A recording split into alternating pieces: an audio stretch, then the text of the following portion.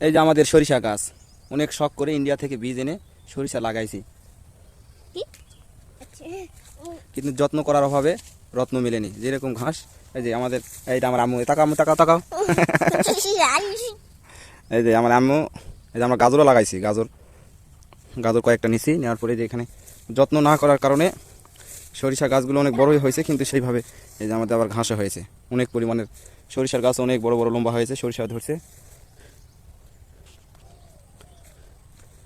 এগুলাও সরিষা গাছ, এগুলাকে একটু একটু যত্ন নেওয়ার কারণে একটু ভালো হয়েছে। একটু যত্ন বলতে শুধু একবার একবার আমরা নেলায় দিছি।